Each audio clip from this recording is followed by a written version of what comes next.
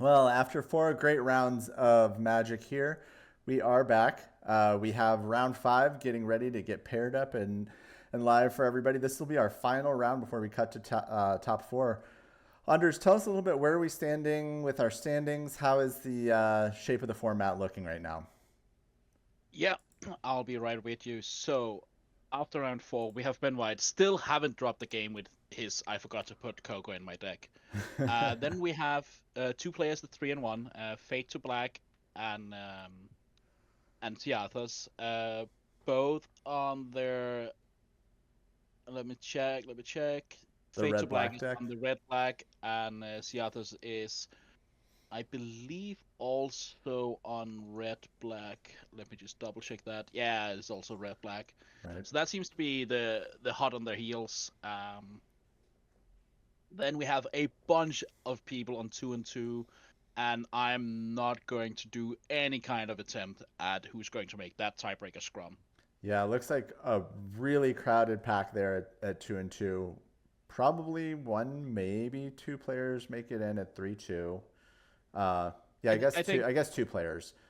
yeah, because either Fade to Black or Ciantas, have they played yet? They haven't been Depends a paired for little this bit on round. the pairings, but in any case, um, everybody's going to be fighting hard to get to the top of the tie breaks and win this last match to have a chance to make top 4. Notably, right now, the Dragonfall deck is winning those tie breaks, so we'll see kind of what happens going into our cut here in just a moment. Yeah. Players are building out their matches here and getting started. Are there any notable things about this format that are different from what you were expecting going into it? Um, I'm surprised to not see more band. But I'm not surprised to see band run away. Uh, with running away from the pack. I think the deck can be beat. I don't think it's like the tier 0 deck. I just think we see a good deck in the hands of a brilliant player. Um, and yeah, I'm surprised to see this many black red. I thought the grindy black deck would go to green to get the Den Protector package, but Goblin Dark Dwellers is proof powerful. Yeah, it's just a den protector that you don't have to cast the spell again. Yeah.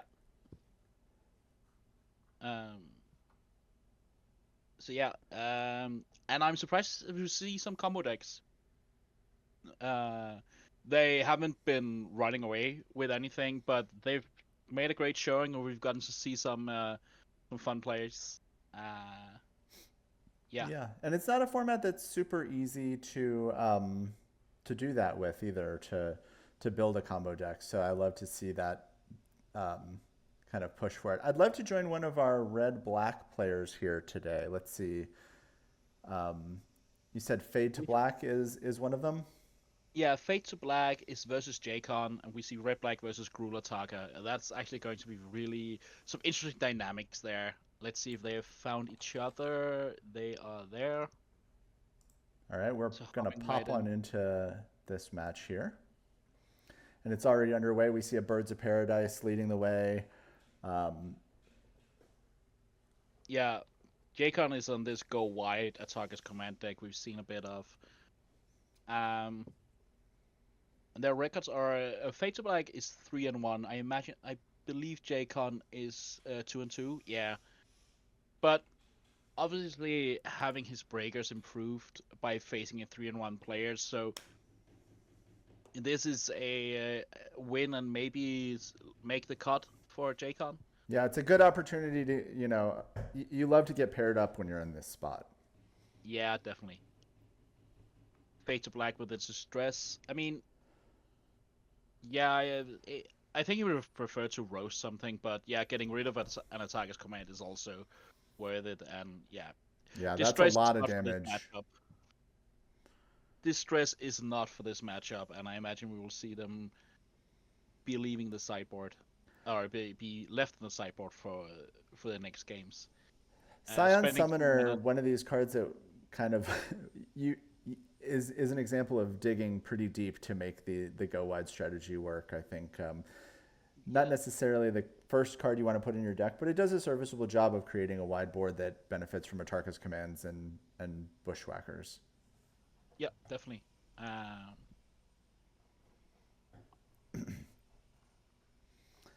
And we are going pretty wide here, so hellbent yeah, or almost hellbent, but yeah. Sergo returns to the hand after being dashed. I think the idea here for Jacon is if he draws a bushwhacker, he wants to be able to search it with another dash Sergo and then bushwhack. Rose taking care of Science Summoner there is going to be important, but still, some bushes are really ready to be whacked here if Jacon draws it. yeah, Jacon does need to draw one of these payoffs that are the reason that you Play this kind of play deck. this kind of deck. That, that's the But reason that you put Science Summoner in your deck, right? And Dragon Fodder. even so, in game one, I think this wide board does present an interesting question for the red black deck to answer because so much of the red black deck is about target removal. So we're really hoping to see a Chandra for the red black deck right now. Yeah, that's really what they want. We do have a number of Or Eldrazi in Kali. the deck as well that would put a pretty good stop to what's happening. But Yeah, any of the 4 drops or 5 drop, like Thought-Seer, Kalitas, even Goblin Dark Dwellers, recasting that distress, getting rid of Sergo, or here Kolaghan's Command, getting rid of Birds of Paradise. an interesting Interesting. target for that. I think it's to avoid the Science Summoner Bushwhacker plan. I don't know. There's definitely an idea there. We'll have to investigate that at some point why it was Birds of Paradise.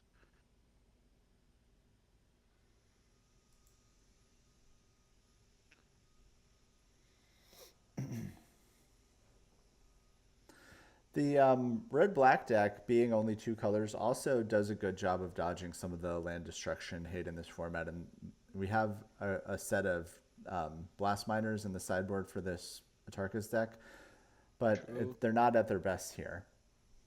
They are not at their best and might be too slow and not really what the matchup is going to be about here. Yeah, I expect, there are a couple of treetop villages. Those look a little bit better, but Yeah, just to push the final damage through. so All Thought right, Knots they here told me to does be come down to make attacking a little bit more costly, but it might be a little bit too late. We'll see.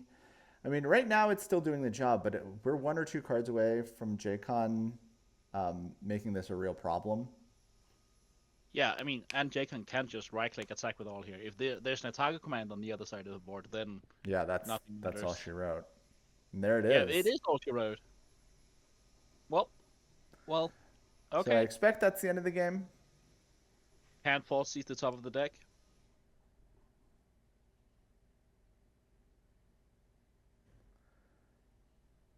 And that's more than enough power and toughness to move us on to game two, and we can take a look at some of these sideboards here.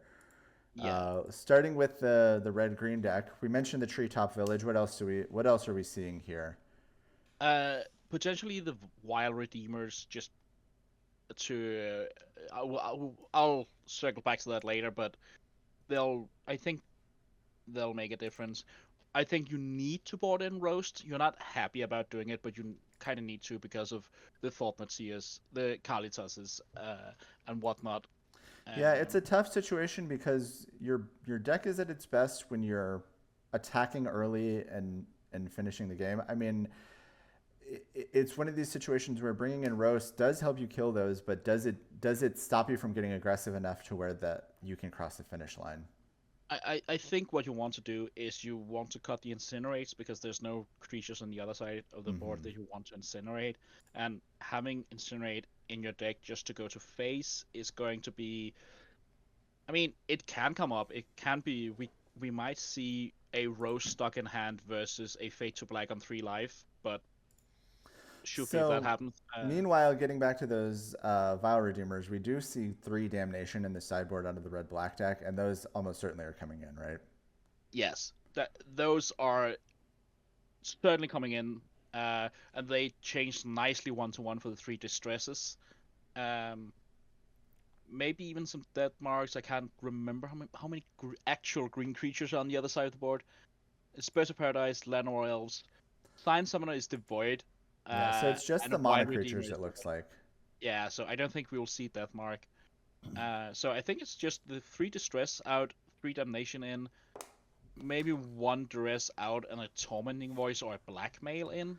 Yeah, no Potentially. Pyroclasms, no Kozilek's Pyroclasm. Cosmic's Return. Yeah, yeah, Yeah. yeah. Um, so those are cards we've seen completely wipe the floor with what Jaycon's doing, but we got to rely on the full damnation here. That being said, any damnation, any sweeper is pretty brutal for Yeah. Jaycon's deck. Yeah, he just has to be aware of the Wild Redeemer because it can, like, if we get to a point where Jacon has like 3 creatures on the battlefield and just attacks with those and then keeps mana up, because then Fate of Black sweeps, kills 3 creatures, Wild Redeemer is cast end of turn, makes 3 tokens, and then it's follow up with like an attacker's command. That's a lot of damage. So he has to be aware that he can't let a board build up too much in a position where Jacon can just keep mana up for a Wild Redeemer, allow Pi- himself that luxury. Goblin Pile Driver, another card that not seeing as much play as it looked like it might in the early days of this format, but is a good payoff for all of this go wide action out of Jaycon's deck. Yeah, with all the Goblin tokens, but it also just lines up awfully versus Kolaghan's command. Sure, but I think that's true of many of the cards in this format. Kolaghan's command turns out pretty good. Yeah. So Jaycon already operating on low resources as a result of that Kolaghan's command. And in a Yeah, go wide strategy, you're really hoping to be able to get a little bit more impact out of each of your cards. And so we'll see. He is playing kind of a slower game here, a more conservative game to avoid yeah. some of the sorcery speed removal. But that gives Fade to Black an opportunity to just cast an Eldrazi that doesn't really care about a Zergo Bellstriker. And by the way, can attack it As, while it's in the hand. as if on cue. Um, Also notice that Jacon did board in the treetop villages. Mm-hmm. Um, and yeah, so let's see. So we see Bellstriker and a Tarka still in command and a Scion Summoner, just getting rid of the creatures. It looks like Yeah, saying, attacker's command "I'm is at not scary. 18. I'm not afraid of your Tarka's command when you have only a Zergo Bellstriker," which comes down not dashed and just kind of stares at this giant Eldrazi and For cries a little bit. and a second Oof. faultless princess. And Whew. it's tough to see what the path out of this is for the red green deck. I think it is roast into roast, and then try and take it from there. Yeah, but even if that happens, Fade to Black's still sitting on 3 cards in hand Yep, it and is at a healthy not a great 18 position. life. And you really rely on getting bursts of damage with Atarka's command and Bushwhackers, so it's a real uphill climb from here. Yep, and Circo can neither block nor attack, and nothing is really working out. I've seen crazier things happen in Set Roulette. There have been games that I really didn't think could be turned around, and I've seen them happen. So more power to Jaycon if he's staying in this game, but I'm demoralized. Yeah, this just feels like getting junted as intended, right? Absolutely. Jake has seen enough. Let's move to game 3. Um, so what kind of plan, what kind of game does Jake need to win? Um, because here we just saw 2 removal spells and 2 Thought Knot Seers, and they have they the Thought is just bigger than any creature Jacon can produce, so he needs to move fast, but then Yeah, still have plans for like. Ideally, his deck is like present something that's dangerous, and then roast whatever blockers played, or have Vile Redeemer ready. I mean, this Gruul deck needs to high roll a little bit. I think when Yeah. you put Atarka's Commands and Bushwhackers in your deck, that's kind of what you're committing to. Yes. Now, if you have one or two more effects like that, both of those are very strong cards, but you just need to draw them consistently. And so, in the games that Jaycon draws them, it's I think he'll have nice results. But we see already mulliganing down to 5. It looks like, Yeah. On and the that's you play. got to hate that against a Rakdos deck. Yeah. You're already getting hymned. This needs to be really good. We need to see Dragon Fodder here, and then some Bushwhackers or a Target's Command. Yeah, Or I think that's what the doctor ordered. Jaycon really wants to see none of his sideboard cards right now, because all of his sideboard cards are slow and grindy. And if he is to win this deck, it is just balls to the walls. We cannot just play as if the opponent is not there. Well, that is the I think card he needed to see as this dragon fodder. Yep. So a bushwhacker here would put a significant hurting on Fade to Black. Yep. If you I'm can not get. okay, okay, but we're going into combat without it. So now, best case, just continuing to add to the board. Yeah. We might have like a Vile Redeemer that we can cast during end step, or Yeah. But if this is a Thought-Seer, then it looks a bit silly. sure. Do we see it deployed in response? No. We do not. Well, we'll get to see what is over there.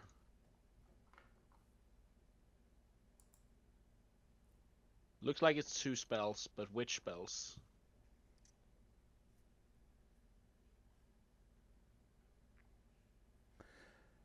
Since Fate to Black is actually considering things. Yeah, it's a close decision whether or not. Oh, it's Roast or Bushwhacker. Very interesting that Yay. we didn't see the Bushwhacker come out this last turn. It needs to be searched in order to get Oh, the okay. trigger. I'm getting Surge and Dash confused. Yeah. Uh, so yeah, Jaycon really needed a 1-drop there. Yep. And so now, Thought Not Seer, happy to play defense until another Eldrazi can join the party. Yeah. Um, A second Thought Not Seer would be pretty lights out in this position. yeah, then Roast from Fate to Black is really not what Jaycon wanted to see. Unless he has drawn the second Sergo, then there's a sizable amount of damage coming Jaycon's way, or is coming Fate to Black's way. Yeah, that's what he needs to see here.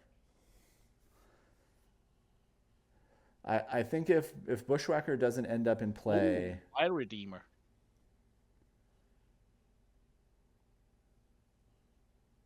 So now, Oh, now Atarka's command starts to look pretty good too, right? kind of does. Looks like we're settling for 5 damage. Yeah.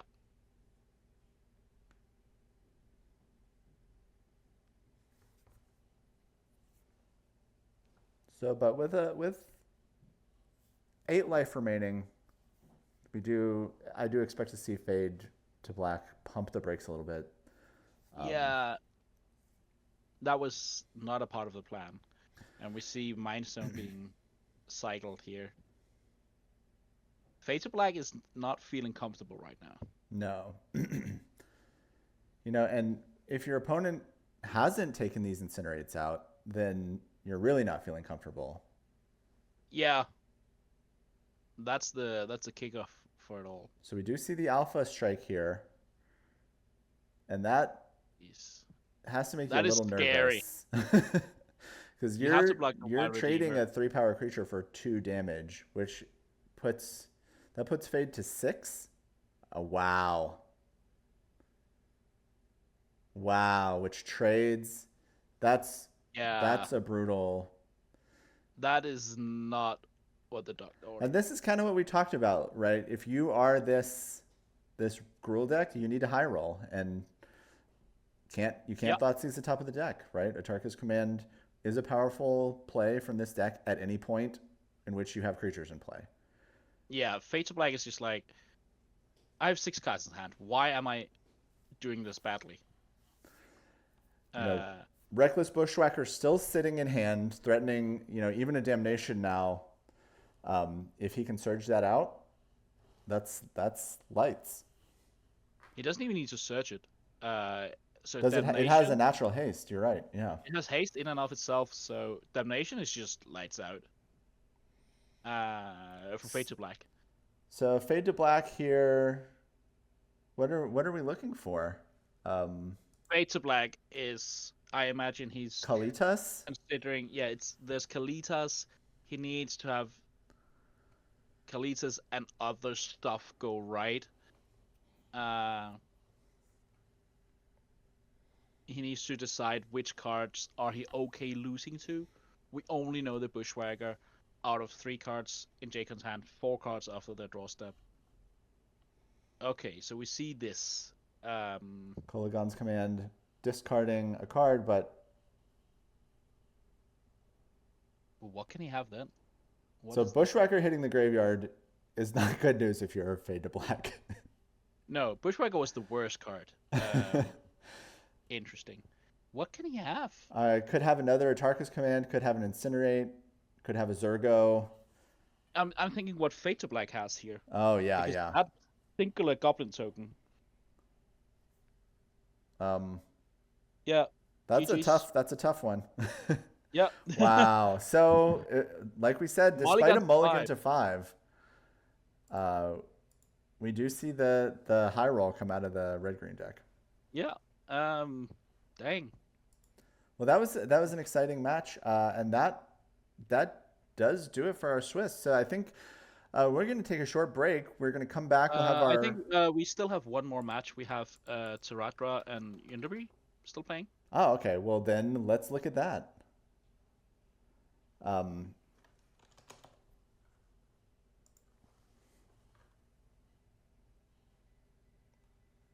Transitioning here, we join them mid-match with an oversold cemetery on the stack against a. Yunderbee is playing the underworld. The Underworld Dreams combo deck. Yeah. Yeah. But Kalita's free lifelink is It's an pretty issue. good against one damage at a time. And we see our first Oversold Cemetery trigger of the match. Yeah, don't mind me, just returning Balot Null to my hand. Jesus. Also interesting, Balot Null, if I recall correctly, is actually a zombie for Kalitas. So you can do that loop if you want to. If you want to sacrifice your 6 mana 4/5. Yeah, just to get it back in the graveyard Just for the and raised Oversold deads. Cemetery Yeah. again. He has. I think there's plenty of value already going on from this Oversold Cemetery without needing to quite get to that state. I mean, Baloth Null can return 2 Croson Tuskers here, and those are 7 or 6/5s at this point in the game. They're 6/5s. The second Oversold Cemetery. Are we still? We're not triggering anymore. We've gotten too much value off of it, and we're no longer. Well, Never mind me. never It's fine. mind. I guess we are going to get the value off of it after all. Yep.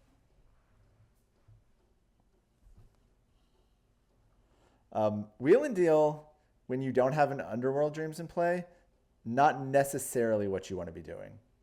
Yeah, and Innerby now plays his second Urborg, sacrificing the first one. Innerby cannot be happy with how this this game has progressed. No, I mean, I honestly, that wheel and deal makes me wonder if we're just kind of doing some elaborate mating dance. Yeah.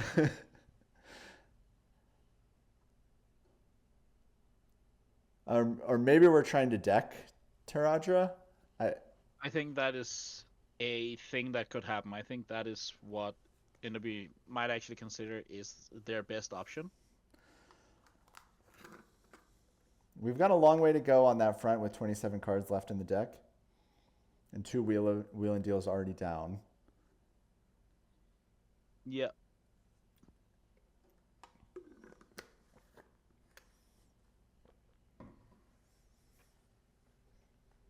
I mean, Innobi, I guess, just needs to find some evacuations and some donations and take it from there. But it has to be now. What the? This is a reader. Uh, it draws a card when it enters the battlefield, and then it just lies there. And then for 1 green, you can say creatures your opponents control lose hexproof and indestructible until end of turn. So I guess at this point, this is just a cycler. Maybe something came out that was bad. Maybe something came out that was really bad, but I think it's also respecting that Innobi has 1 single Sphinx of the final word in his sideboard that has flying, hexproof, cannot be countered, and more about spells not being countered. So yeah, also with Virulent Plague, what we're seeing here is Taradra respecting the sideboard cards because Innobi has has 2 Skywise Teaching in his sideboard, which is a 4-mana enchantment that says whenever you cast a non-creature spell, you may pay 1 and a blue. If you do, create a 2/2 blue Jin Monk token with flying. I am just fascinated by how many of these cards we have to read today. At least in the last turn, there have been 3 cards that we had to read that I have never heard of before. There's one I recognize. Yeah, and here's a remove soul we also recognize. And the 3rd Oversoul Cemetery. Yeah, you're not getting rid of these creatures for long. No. I also imagine that Taradra still has his fun of Biorhythm in this deck somewhere, because there are no creatures on the other side of the board. Ooh, are we going to see a Biorhythm come down? I mean, Inderby does play a good number of counterspells, but yeah, listen, and that's the thing, we got to do it. We got to do it for Twitch chat, right? Yeah. We see here Skywise Teachings, and Taradra has already answered it with Virulent Plague, so he could just not care about it. And I don't think Inderby has any way of removing this Virulent Plague. Dealing with enchantments is not really what Blue-Black isn't known for that, no. Yeah, there's nothing. But this guy was teaching is just irrelevant.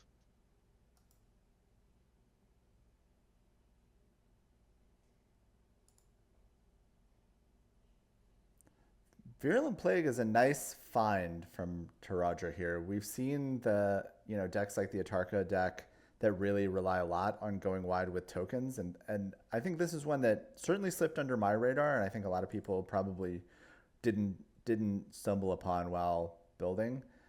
Very nice little bit of sideboard technology there from Taradra. Yeah, and once again, we see this result of the 2-week testing period because Taradra has been able to dedicate a lot of time, and luckily for us, he's also been streaming a lot of his testing and his process there, sharing his journey towards arriving here. Mm-hmm. It's been kind of fun to play against him over the course of the week and watch his deck get better and better. And my approach to Set Roulette is very much build 100 decks and try and play as much as I can with all of them. But Taradra took a very different approach during this format and really just played one deck and tuned it, and one deck and tuned it and tuned it. And I think it's performing pretty well for him today. Yeah, I think he can be really pleased with his performance as well. He is sitting pretty at 2-2 right now, and with a pair down, it is unlikely that he makes it into our top 4, even with a win.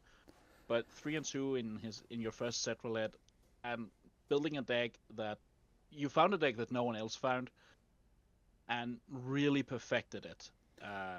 I'm sure that if we ask him, he might have wanted to change like 2 cards because of things he experienced, or he's just really happy with this 75.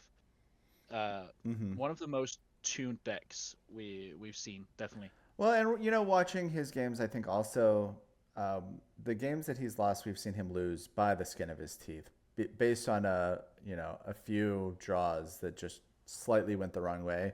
If the wind had blown slightly differently and a butterfly had flapped its wings across the world, then he very well might be 4-1 going into this, or have a Yeah, completely different record. yeah, and we measure Magic players often on their like how many cuts have they made, like whether it's a 4 top 8 cuts. We're measuring making it to the elimination rounds, right?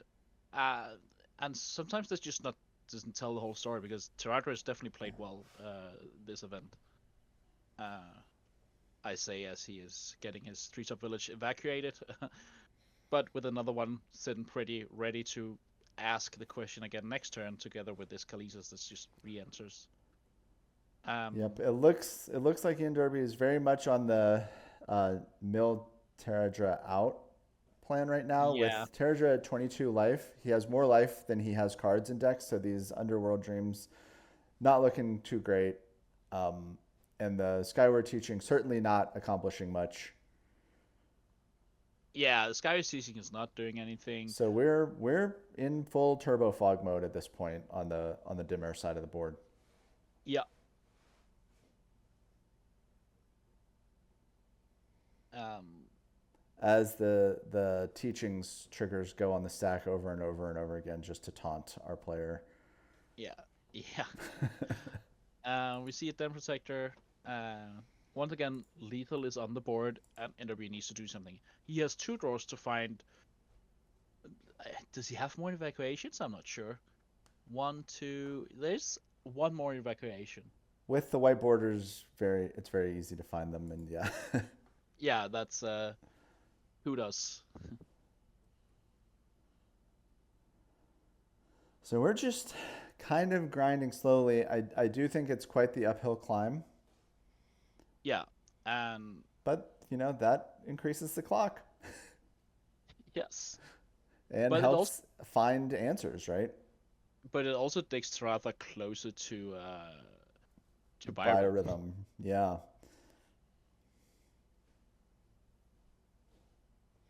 And only one card left for me and Darby here. Yeah. Um, And Curious to see what it starting to is. take a game action there makes you wonder if the coast isn't clear for this biorhythm. Yeah, if Taratra has it, I want to see it on the stack.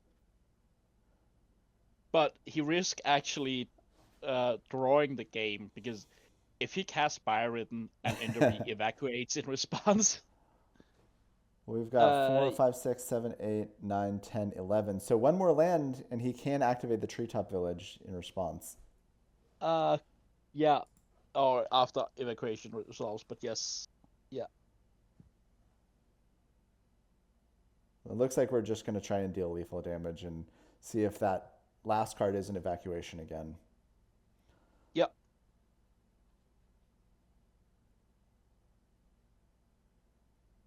Not, Cycle it's not yet. complicate. Oh no, no, This is the fake no, out. no, no. It's fake out. It's fake. Nope. No.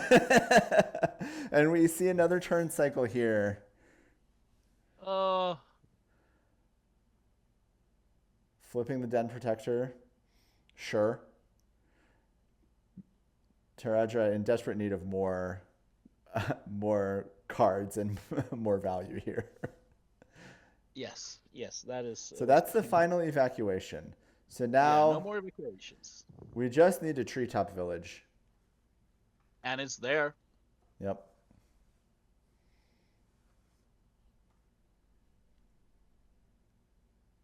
And Kalitas, answer these.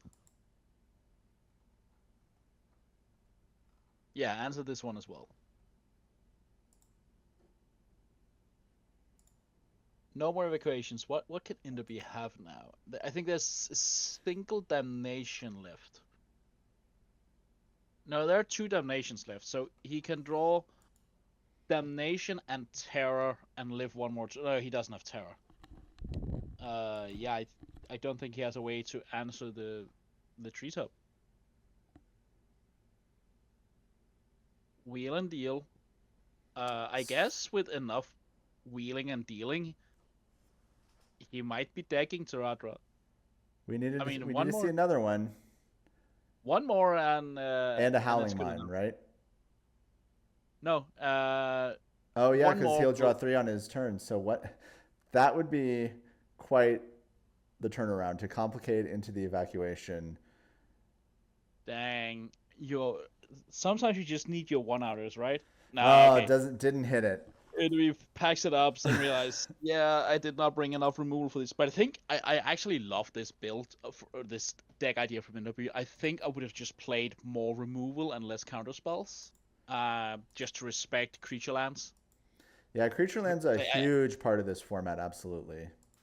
yeah, especially Treetop Village. But yeah, I think with a bit more tuning and getting rid of some of the fun offs, uh, and just playing more removal, just play it more like a blue-black control deck. Then I think So you we have do something have great. July Zerg and Korath the Betrayer playing a match here. Let's go to them. And we join Eldrazi's in full display, and the dreaded double Thunderbreak in play for Korath. That is a very painful creature to target at this point. Yeah, do not accidentally point at that.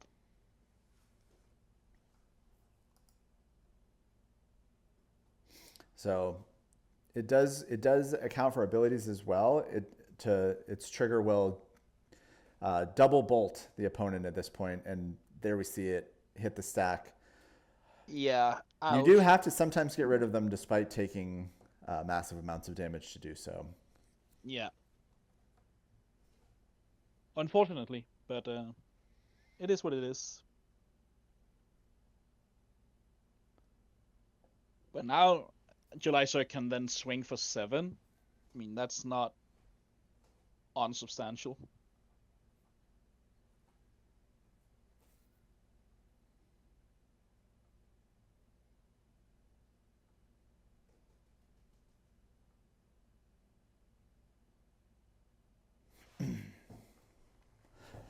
Seagate Wreckage, another nice card available in this event that because you want to be playing colorless sources anyway, is one of the best utility lands available, I think. Yeah, I wholeheartedly agree. It's one of those where sure it has more text. Mainly it's a wastes. But then in these long grindy games, sometimes you start activating it, and if you draw like 1, 2 cards on it, then you are slowly pulling ahead. And we see the attack for 7. Korat opting not to throw Birds of Paradise under the bus. Um, Yeah, you wonder if there might be a Chandra or something large with yeah, that bird staying alive. Are we going to tap 6 mana this next turn? that could be big. That would be big. Oh, Displacer is the rare Thought-Knot Seer trigger. Gonna let him draw a card, but then take the the better of them. best card. So we get a little bit of insight into what's going on here. Yeah, that's So going to leaving a be. Nissa behind, and it does take out a Siege Gang commander. So there we did have plans for that mana. There were definitely plans, but now it has to be in Nissa. Yeah, and you find yourself a little bit on the back foot. Although the Thunderbreak Regent, um, it does threaten to block the Thought-Knot Seer. We might actually see a Displacer targeted this turn despite Yeah. the Lightning Bolt. So there's this balance. Can Korod attack? Can he allow himself not to attack? Because won't July Cirque just ever so slightly pull ahead here?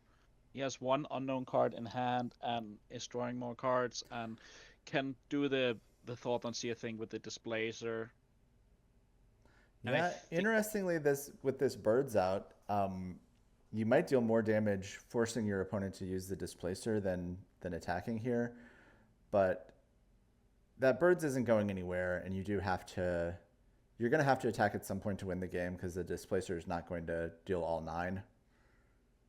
yeah. Um, and I think July Zerg is thinking, okay, do I need black mana because there's these Blight Speakers and big game hunters? Because right now there isn't any black mana for July Zerg. Right.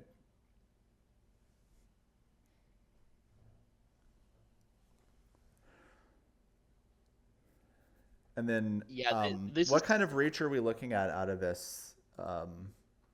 This is this the Dragonfall shell, or is this? no the Korra. Yeah, Korra is the Dragonfall shell.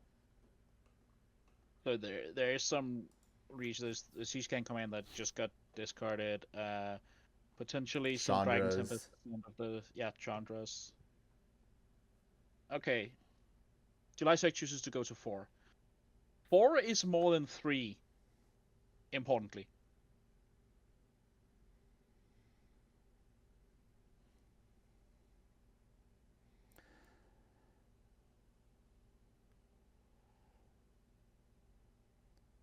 By the same token, 7 is less than 8.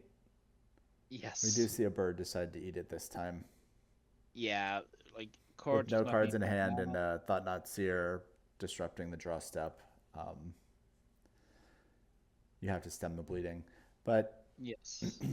but this Thunderbreak will eat a birds and then start to make trouble potentially. Well, that second bird's actually pretty big here. Yeah, that is 1 green, gain 5 life. But we do take those. And because there's no trample in the Thunderbreak, July Zerg can also block with birds and then flicker the bird out, right? So Yeah. There's also the whole now we cannot point at these Thunderbreak regions at all. no. So that's a little bit worrying if you're Zerg.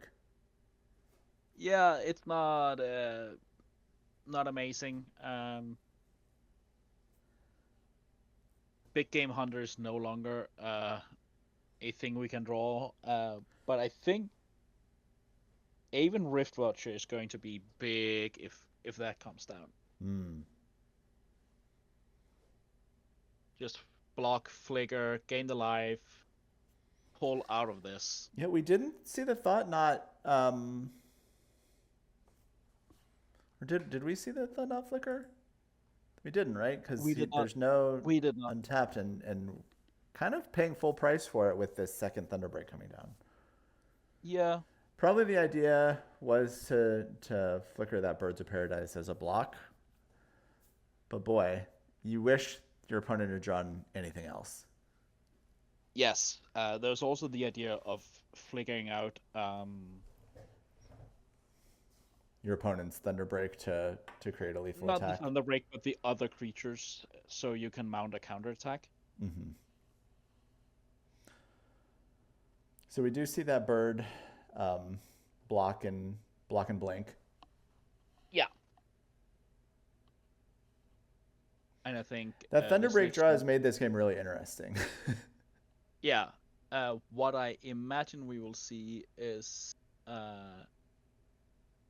Thought Sea attacking on its own to get the Exalted trigger to threaten lethal, to force some kind of block. Yeah.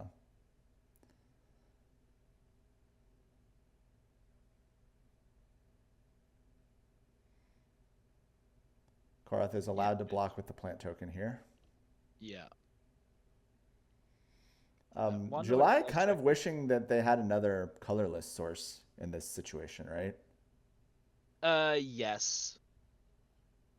They do, but once again, just due to threat of activation, I don't think Core can attack with both his dragons. Because Ooh, the second just be Nissa, these creatures start to kinda get really big. big. Yeah, but I think you need to make a plant here. Yeah. Um, At a and if certain you point, attack, your July Zerg is going to be able to blink your plant and yeah, just let a birds die to yeah, I an think attack. here we just if we see both dragons attacking, we'll just see a bird die. I don't think we are going to see an attack here. No, you can't. You can't attack with both. You. I don't even think you can attack with one, can you? I guess you can, because yeah, but you are risking Yeah. things The if you attack. remember that Birds of Paradise is a 3/4 now.